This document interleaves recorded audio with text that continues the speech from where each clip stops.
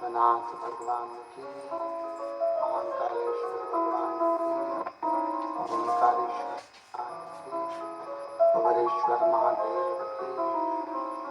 हर हर महादेव, हर हर महादेव, हर हर महादेव। हर काशी विश्वनाथ उगरदानी त्रिकालदर्शी कैलाशी अविनाशी भगवान शिव, जिनकी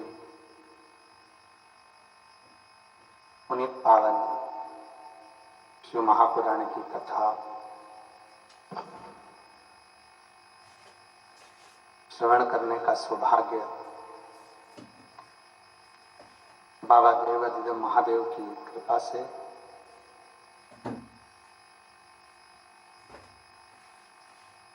आप और हमको दुबई की इस पवित्र पावन भूमि पर श्रवण करने का सौभाग्य प्राप्त हुआ है। बड़े धनभागी हैं सभी श्रोता भाई बहन जो इस पवित्र कथा का लाभ सोमवार की अष्टमी से प्रारंभ हुआ और आज मोक्षदायक एकादशी के दिन ये कथा का विराम हो रहा है। कहीं शिव की उपासना, शंकर की करुणा, शिव की दया, शंकर भगवान की उदारता, जो ये पवित्र पावन कथा को आप और हम सब श्रवण कर रहे हैं। और तेरी कृपा बिना नहीं ले एक भी अणु लेती श्वास, तेरी कृपा से तनो तनो बखान करो में लाखों के ढेर का, सकती भगवत में खजाना उड़ेगा। हे गंगाधार मुक्ति द्वार ओमकार तू, भोरे ओमकार तू, आयो शांति शंभु आपको भगवान शिव की इस पवित्र कथा का लाभ लेने के लिए बैठे हैं। आज गीता जयंती भी है। भगवान कृष्ण ने आज ही के दिन अर्जुन को गीता का उपदेश दिया था। जिन गीता को संपूर्ण विश्व में हृदय के अंदर विराजमान किया है। शिव महापुराण की कथा कल जो चल रही थी भक्ति और मुक्ति के पथ पर चल रही।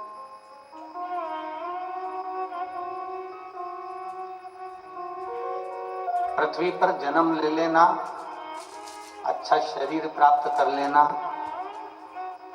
और अच्छा भवन, घर, पत्नी, बच्चे, परिवार सब कुछ मिल जाए,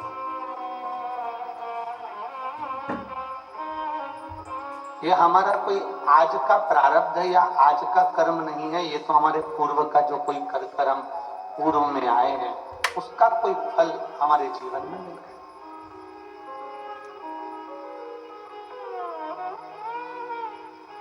पार्वती माता को भगवान शंकर की अर्धांगिनी बनने में 50 जन्म माता पार्वती को लेना पड़े। 51वां जन्म जब माता पार्वती का आया तब माता पार्वती शिव के साथ स्थिर हो सकी, स्थायी हो सकी।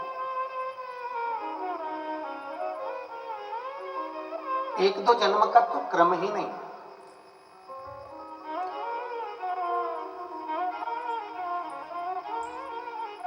अब आपने विचार करेंगे, आप मन में सोचेंगे कि पार्वती जी इतने जन्म लेने के बाद भी शंकर भगवान की अर्धांगिनी बनकर हमेशा शिव के साथ अमर क्यों नहीं हो पाई?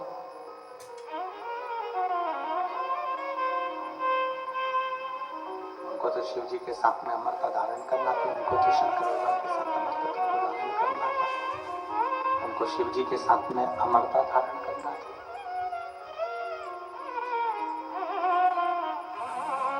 सती बनकर जन्मी तो भी माता सती के प्राण छूटे, मां बनकर प्रकट हुई तो भी प्राण छूटे, कात्यायनी बनकर प्रकटी तो भी प्राण छूटे, कुष्मांडा, स्कंदा, जितने जितने माता के अवतार हुए, जितने जितने मां जन्म ली, अवतार ली, हर जन्म में माता ने अपने प्राण त्याग दिए, पर आखिरी बिंदु था माता पार्वती का जन्म,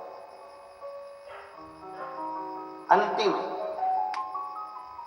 और उसके बाद माता पार्वती के फिर प्राण नहीं छूटे। क्यों? पार्वती जी ने स्वयं भगवान शंकर से ये प्रश्न किया है। माता पार्वती जी ने स्वयं भगवान शंकर से पूछा है कि बाबा एक बात मुझे बताओ कि मेरे इतने जन्म होते चले गए, इतने जन्मों में मैं आती गई, जाती रही, फिर आती रही, फिर जाती रही, और अब आखिरी जन्म मेरा जो पार्वती का है, आप कहते हो कि मैं अब इसको अमर कर दूंगा और इसको जाने नहीं दूंगा, इसको अमरता प्रदान कर दूंगा, इसको जाने नहीं दूंगा, इसको मैं अमर कर दूंगा, फिर ये शरीर जाएगा। आखिर कैसे? शंकर भगवान कहते हैं, पार्वती तेरे जितने जन्म हुए, हर जन्म में मैंने प्रयास करा था तुझे भगवान की कथा को श्रवण कराने। जब तू सती बनकर जन्मी थी तो मैं तुझे कुंभज बाबा के दरवाजे पर भी लेकर गया था कथा को सुनाने के लिए।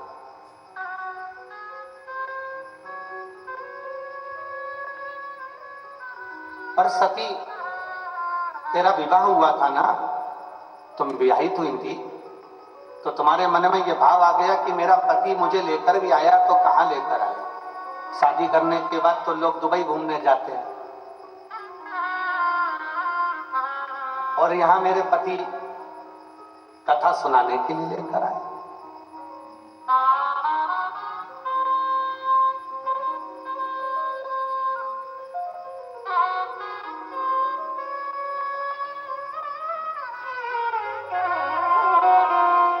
आज हमारे पति हमको कथा श्रवण कराने के लिए, और वो भी कुंभज बाबा के दरवाजे पर लेकर आए, कुंभज ऋषि के यहां लेकर आए।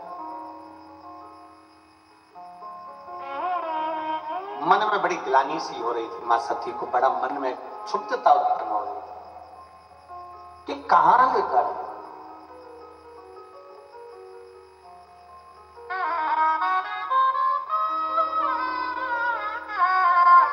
वो वाला हाल होता है ना, जैसे वो कहते सब लाए गुलाब का फूल, एक गाना है ना,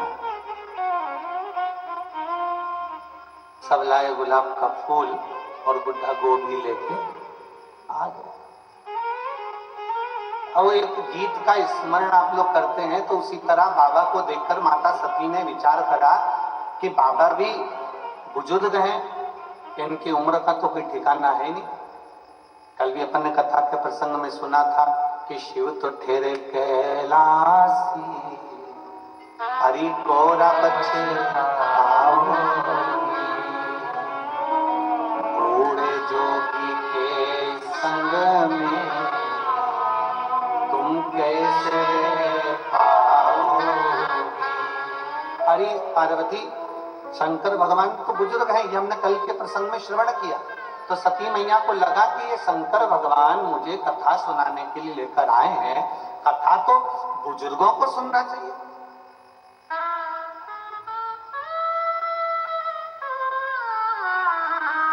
कथा तो बुजुर्ग श्रवण करें, बूढ़े सुने। पर शिव महापुराण की कथा कहती है कि कथा बुजुर्ग के लिए नहीं है, कथा बहुत जागरूकता के लिए, अपने बचपन को संवारने के लिए, अपनी जवानी को संवारने के लिए, अपनी अधेड़ी को संवारने के लिए, और अपने बुढ़ापे को संवारने के लिए कथा हर अवस्था में जरूरी है। प्रत्येक अवस्था में कथा की जरूरत है। कथा एक एक बहुत सुंदर सा प्रसंग आता है। एक बूढ़े बाबा ट्रेन में बैठे और ट्रेन में बूढ़े बाबा बैठ गए।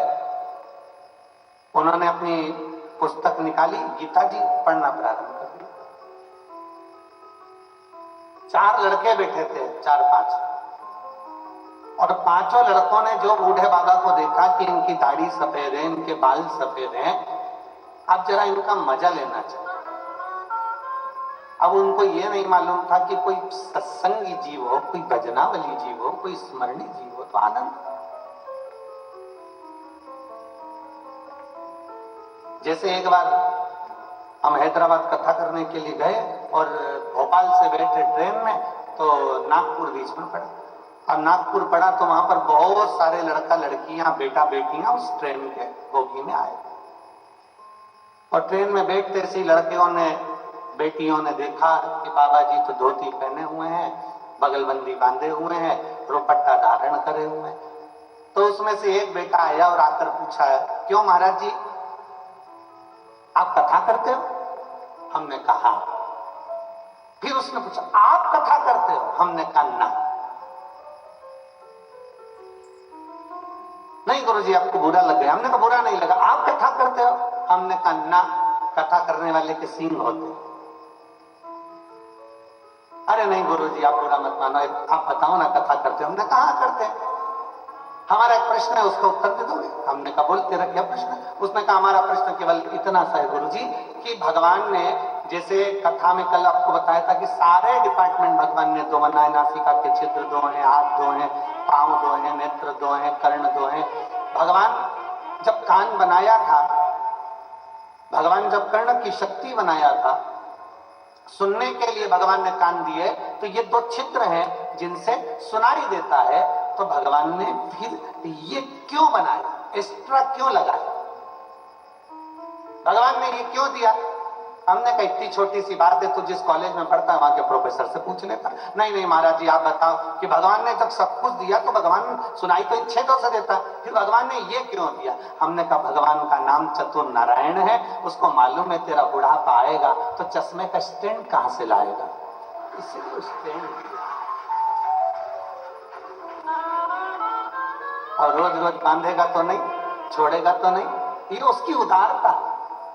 जैसे बूढ़े व्यक्ति बैठा और बच्चों ने विचार करा, 5 ने, कि देखो बुजुर्ग व्यक्ति बैठा हुआ है, जरा इसका मजा लिया जाए। तो क्या मजा लिया जाए? तो क्या ये ट्रेन के अगर चेन खींची जाए तो 500 रुपए का दंड है।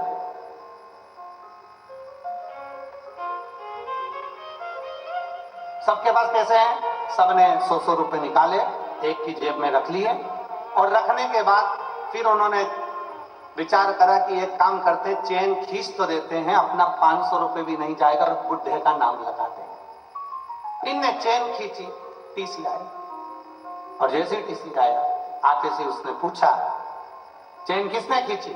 5 के 5 ने मिलकर कह दिया ये बूढ़ा व्यक्ति जो बैठा है गीता पढ़ रहा है ना, चेन इसने खींची। बूढ़े व्यक्ति से पूछा टीसी ने, पुलिस वाले ने, क्यों बाबा चेन तुमने खींची? हाँ साहब चेन मैंने खींची। क्यों खींची? इन 5 ने मेरे 500 रुपए ले लिए।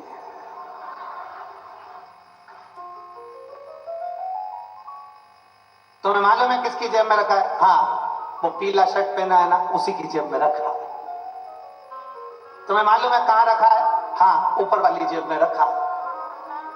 पुलिस वालों ने पैसे निकाले, बाबा को दिए, प्रणाम करा, बाबा अब ये तुम्हें परेशान नहीं करेंगे, इनको हम थाने लेके जाते। कथा क्या करती है? भगवान शंकर बारंबार शिव महापुराण की कथा को, भगवान शंकर भगवान की कथा को, माँ उमा को, माँ कात्यायनी को, माँ कुष्मांडा को, माँ स्कंदा को, माँ सती को बारंबार श्रवण कराते हैं। सती मैया को कथा सुनाने के लिए कुंभज बाबा के दरवाजे पर लेकर जाते हैं, पर कुंभज बाबा के यहाँ सती माता को ले तो गए, पर सती का चित्त नहीं लगता है, सती का मन नहीं लगता है, सती का हृदय नहीं लगता है। क्यों? क्योंकि सती के मन में आया कि अभी हमारी शादी हुई है, अभी हमारा विवाह हुआ है, हमको तो घूमने जाना था दूसरी जगह, और ले गए कथा सुनाने के लिए।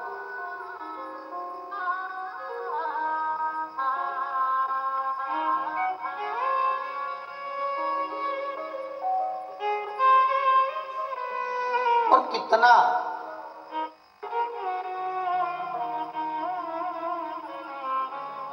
जब बेटा बेटियों की शादी होती है ना, तो बेटियों के मन में आता है शादी हो जाएगी ना, इतना मेरी सास को मैं माँ समझूंगी, और माँ भी कहती है मेरी बहू हो जाएगी ना, मैं उसको बेटी जैसा प्यार करूंगी। दूर के ढोल सुहाव,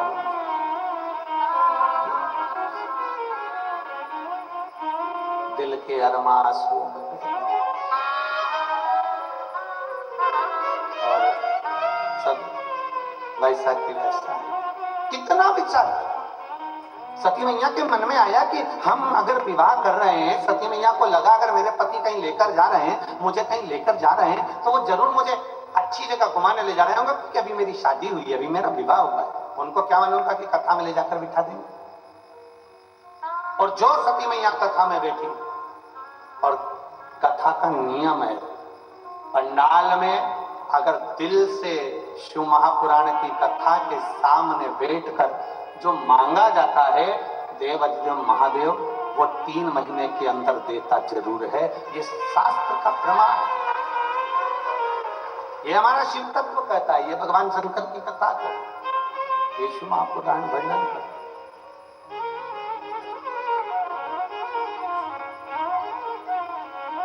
जैसे ही भगवान शंकर कुंभज ऋषि के यहाँ सती माता को लेकर कथा श्रवण करने के लिए बैठे, और कथा चालू हुई, और कथा चालू होते से ही शंकर भगवान ने कुंभज बाबा से हाथ जोड़कर प्रार्थना करी कि आप कथा कहो। और कुंभज बाबा ने जो कथा कहना प्रारंभ करी, जो कथा कहना,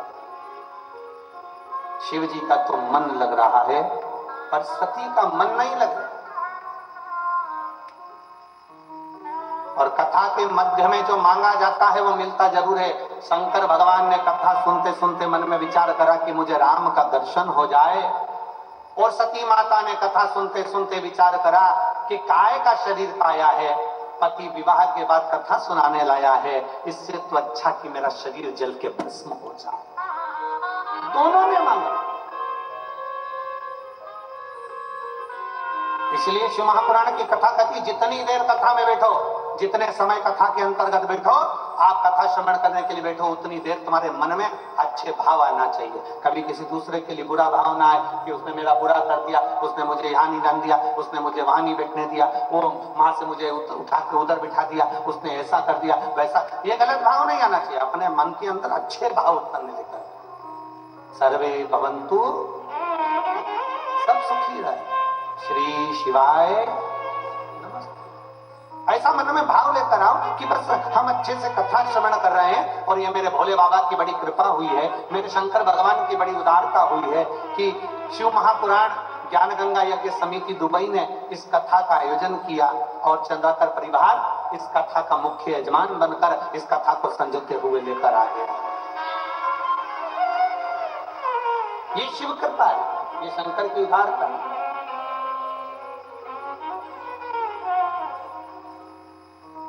आज चंद्राकर परिवार पूरा बैठा है ना, तो हमको खुशी हो रही है। हमें छोटे भैया सौरभ भैया तो दिख जाते थे, गीतेश भैया नहीं दिखते थे, तो हमने बहुआं तो दिखती थी, बेटियां दोनों दिखती।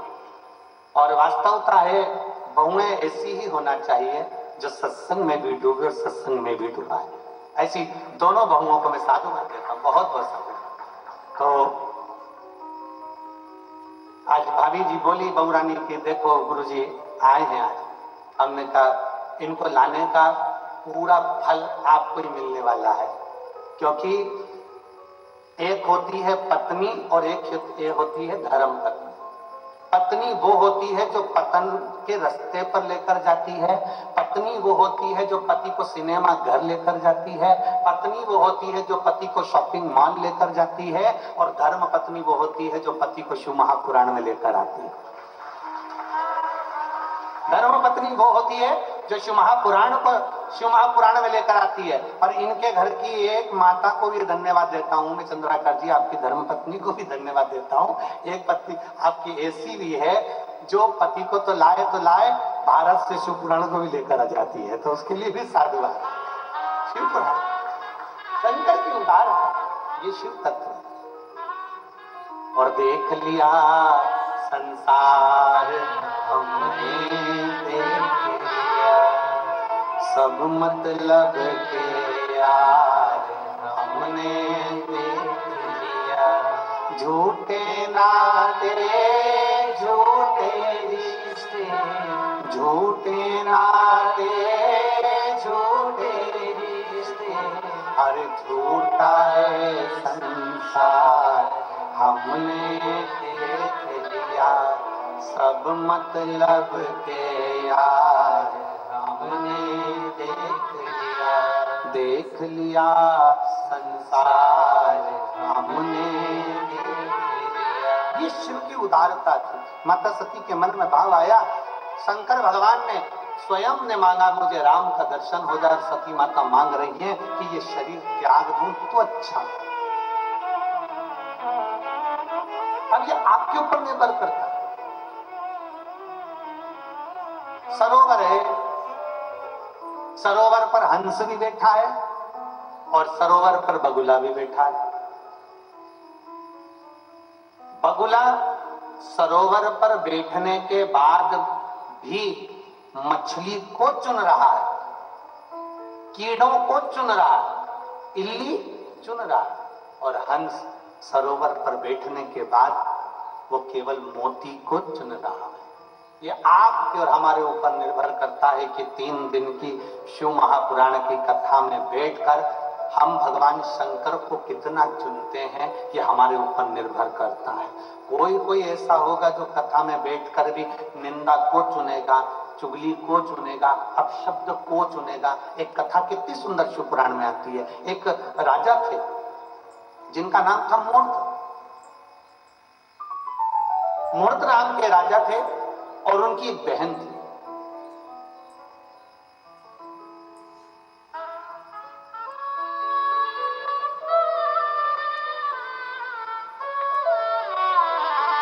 समय निकला, वो राजा की जो बहन थी वो थी तो अच्छी, पर एक संगत उसकी गड़बड़ थी कि वो निंदक की संगत किया करती थी, तो दिन भर चुगली में ही रिया करती, दिन भर चुगली करना, दिन भर निंदा करना। होती है किसी किसी की आदत। 3 तरह के श्रोता होते हैं। पहले नंबर का होता है श्रोता। श्रोता का मतलब होता है कथा सुनने, जम के बोलो, कथा सुनने वाला। दूसरे नंबर का होता है सोता।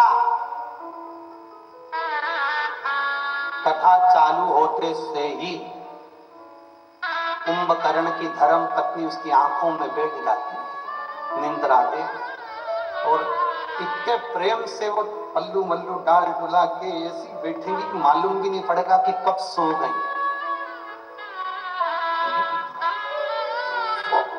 और पड़ोसन उसको जगा रही है, उठ जा, सो रही है क्या?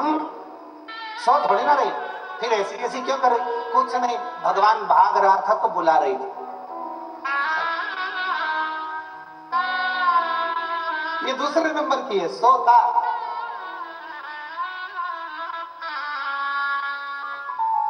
ये सोने के लिए आता। और तीसरे नंबर का है सरोता, सुपारी काटने वाला। ये तीसरे नंबर का। कथा में जितनी देर बैठते हैं, जितनी देर कथा को श्रवण करने बैठते हैं, उतनी देर दिन भर काटते रहते हैं। महाराज जी ने तो ये बाचा, महाराज जी ने वो बाचा, महाराज जी तो ये बोले ही नहीं, बताओ उसने तो ऐसा कर दिया, बताओ उसने तो वैसा कर दिया।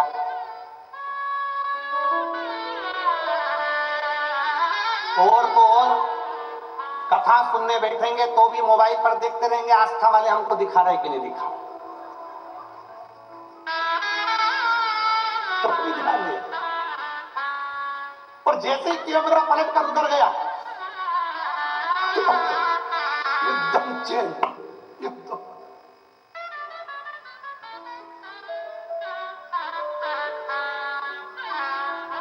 धन्य है रे दुबई,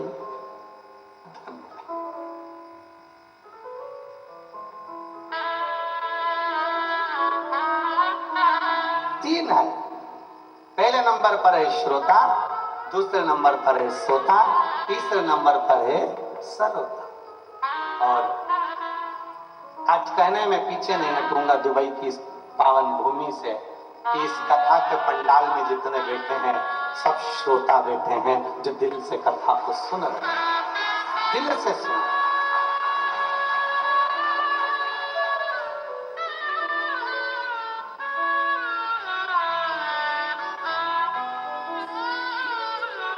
हमारे भारत में जहां कथा होती है वहां आखिरी दिन हाउसफुल होता है, लोग बाउंड्री के बाहर होते हैं।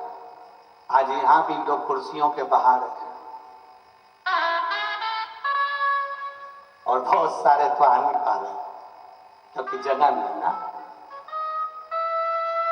भक्ति है, आपके विश्वास है, और इतने भरोसे से कह सकता हूं मेरे शंकर के ऊपर कि देवता देते हैं पल्ला झाड़ कर और मेरा बाबा देता है छप्पर फाड़ कर।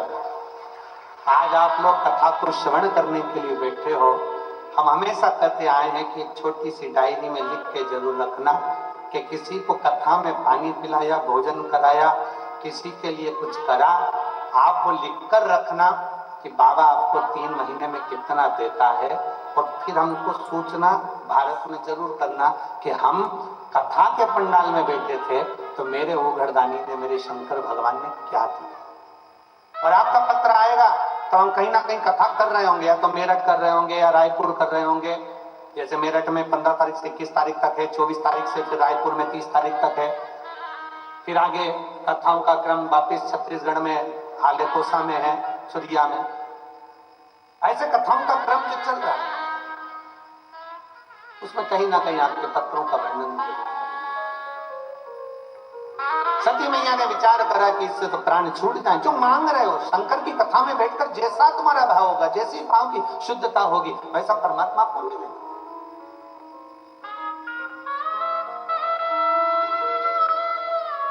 कई लोग कहते गुरुजी हमारे यहाँ संतान नहीं, हम संतान मांग लेते हैं। कोई कहता है हम धन मांग लेते हैं, कोई कहता है हम वैभव मांग लेते हैं, कोई कहता है हम नौकरी मांग लेते हैं, कोई कहता है हम ये मांग लेते हैं। हम निवेदन करना चाहेंगे जितने आस्था चैनल के माध्यम से शिव भक्त कथा श्रवण कर रहे हैं और जितने फेसबुक ग्रुप पर कथा श्रवण कर रहे हैं और दुबई की इस पवित्र भूमि पर बैठकर आप लोग कथा श्रवण कर रहे हैं, उनसे एक निवेदन करेंगे, अगर मांगना तो भगवान शंकर से ये सब कुछ बाद में मांगना, सबसे पहले मांगना कि मेरे भोले बाबा आपका दर्शन हो जाए, क्योंकि दर्शन होगा तो सब कुछ अपने आप मिल ही जाए।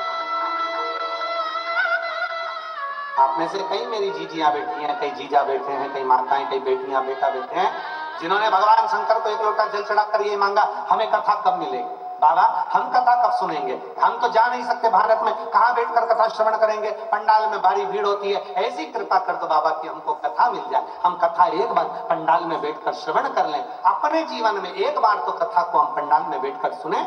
और ये दुबई की इस पवित्र भूमि पर यजमान परिवार ने सिद्ध कर दिया कि इस पंडाल में बैठकर आपको और हमको कथा श्रवण करने का सौभाग्य मिला।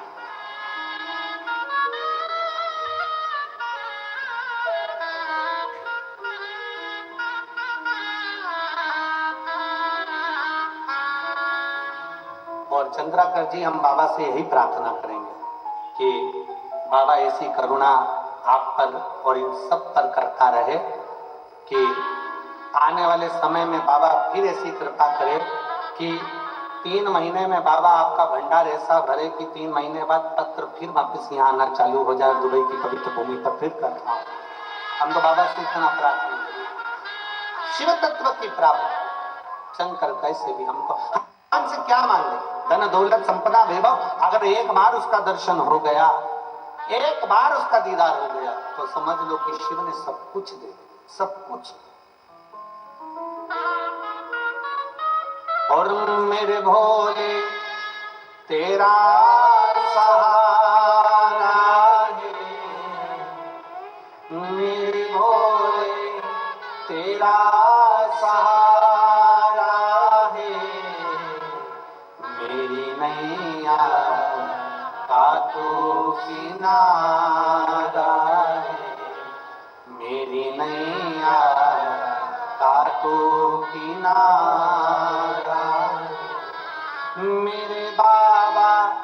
तुझे पुकारा है मेरे बाबा, तुझे पुकारा है मेरी नैया का तू किनारा है, मेरी नैया का तू किनारा।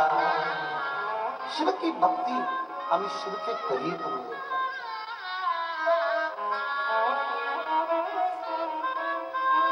क्या मांगो?